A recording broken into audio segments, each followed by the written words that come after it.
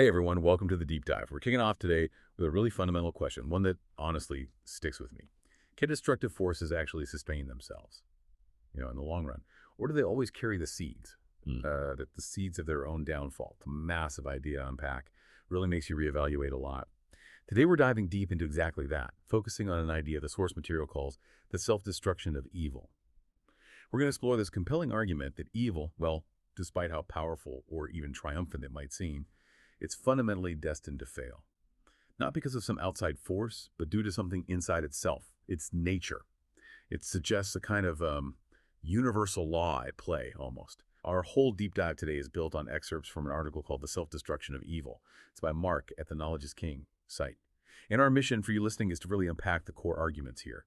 We want to get at the nature of evil and truth, as they're described, and explore why one is supposedly doomed to crumble, while the other, well, endures. Unbreakable.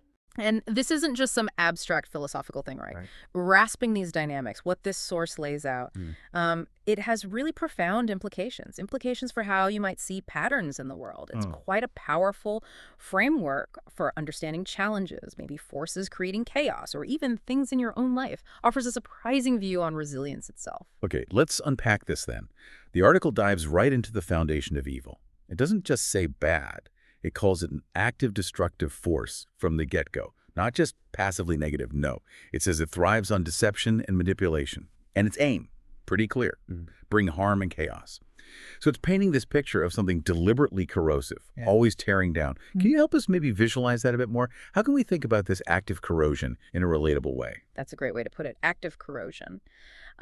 Think of it less like a single bad act, maybe, and more like, say, a virus. A virus actively manipulates its host, right? It corrupts healthy cells, spreads chaos, all while maybe seeming harmless at first. The article really hits home that evil isn't just misguided. Its whole method is deception and manipulation. But what's really fascinating here, and this is the core of its self-destruction, is how the source links evil's destructive nature straight to its essence, not just its actions. The main argument is that its ultimate failure is, and I quote, rooted in its inherent falsehood. Inherent falsehood. Wow, that phrase, it's incredibly potent. So it's not just that evil uses lies, but that it is a lie, fundamentally. Precisely. That's exactly it. The article explains evil is built upon a false foundation, a foundation that only serves to deceive and corrupt. And this isn't just a moral point. It's presented as a structural analysis. Its very design makes it unstable. Imagine, like, trying to build a skyscraper on quicksand. Right, or a bridge with flawed plans. Exactly. No matter how grand it looks outside, those foundational flaws guarantee it'll collapse, eventually. It doesn't need an outside force to push it over. Its own internal instability does the job. Mark emphasizes that while evil may seem powerful and alluring, and it definitely can seem that way, pulling people in with, false promises, its true nature is revealed in its ultimate undoing. Why? Because of that fundamental untruth, that lie at its core. It's basically destined to fall under the weight of its own contradictions. Okay, that makes a lot of sense. So not just a moral failing, but a design flaw, a fundamental instability. Now, if evil has this built-in flaw, this architectural weakness, the article must offer a strong counterpoint, right? How does it talk about truth, especially compared to evil's flaws? Is truth just presented as the absence of evil, or does it have its own, distinct, enduring power? Because, sometimes it feels like truth is kind of struggling. That's a critical question. And yeah, this is where the article offers a really, hopeful perspective. If we connect this to the bigger picture, the description of truth is profound. Unlike evil, which is essentially temporary because it's false, truth is described as everlasting. Just think about that word, everlasting. It's not subject to time or trends or power shifts.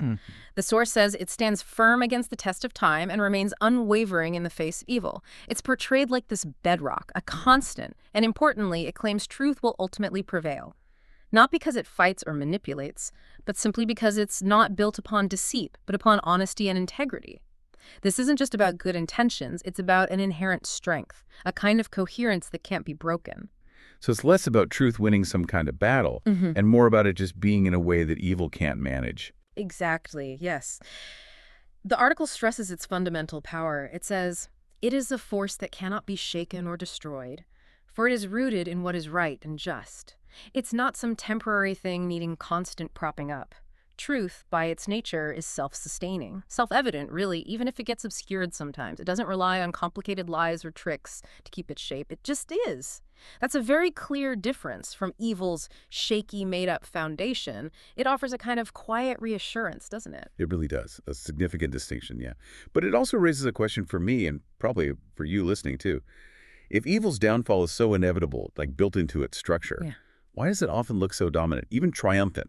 At least for a while, we see destructive forces causing havoc, manipulating, seeming to get away with it. How does the article square that immediate, often painful reality with this promise of ultimate collapse? How does this inherent difference actually, play out? That's an important question, a very sharp observation. And it brings us right to the core mechanism the article describes. The source actually tackles this apparent contradiction head on.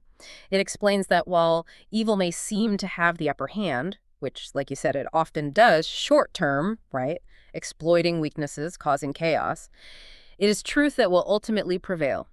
It presents it as not a question of if, but when, because falsehood just can't last. The article reiterates it's only a matter of time before it crumbles under the weight of its own falsehood. The weight of its own falsehood. Okay. Yeah. Can you expand on what that weight actually looks like? Practically speaking, how does that mechanism work? Sure. This weight, it isn't just metaphorical, it shows up in real ways. First, evil needs constant escalating lies. Right. One lie needs another, then another.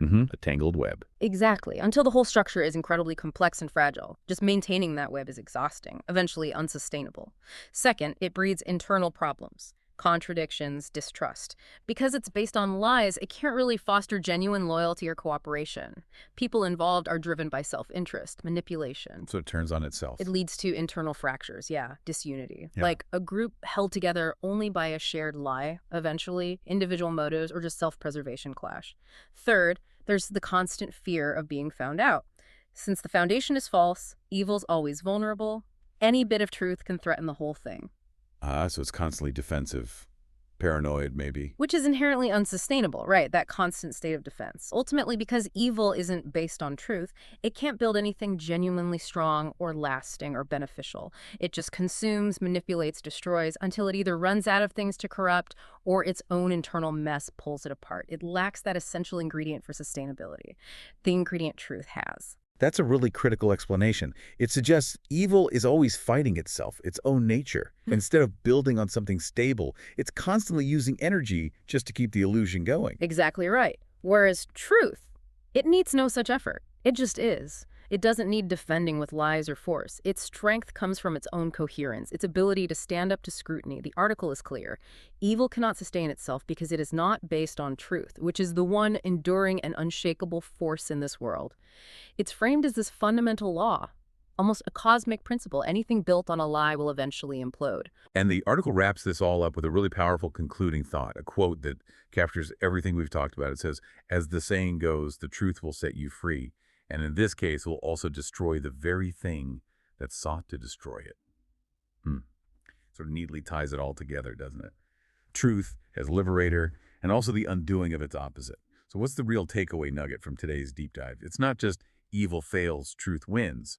That's familiar. The insight here from the article is that evil's failure isn't just about external forces or good guys winning. It's an internal inevitability, rooted in its very structure. Like a law of the universe, anything built on a lie collapses under its own weight. While truth, even when it's under pressure, holds this unbreakable coherence. This kind of reframes how you might look at challenges, right? Moving from just fighting evil to understanding and maybe exposing the falsehood holding it up. And for you, listening right now, what's the practical takeaway from understanding this fundamental principle? Think about maybe destructive forces in your own world. It could be a bad habit, a difficult work situation based on dishonesty, even just a news cycle that feels overwhelming, full of manipulation. This perspective suggests that even the toughest of these things carry the seeds of their own failure because they're rooted in something false, unsustainable. It offers a powerful lens, doesn't it? Encouraging us to look past the immediate surface and instead maybe align ourselves with what's truly authentic, what's just, for lasting resilience. Knowing that those brittle structures of falsehood, they're always living on borrowed time. It helps understand the long game. Absolutely. And that leaves us with one last provocative thought for you to chew on long after this deep dive is over. If truth really is the one enduring and unshakable force, the bedrock of sustainability, what responsibilities might that place on each of us? Responsibilities in seeking it out, upholding it in our own lives, and perhaps in patiently understanding its inevitable triumph even when things look murky. Thanks for diving deep with us today.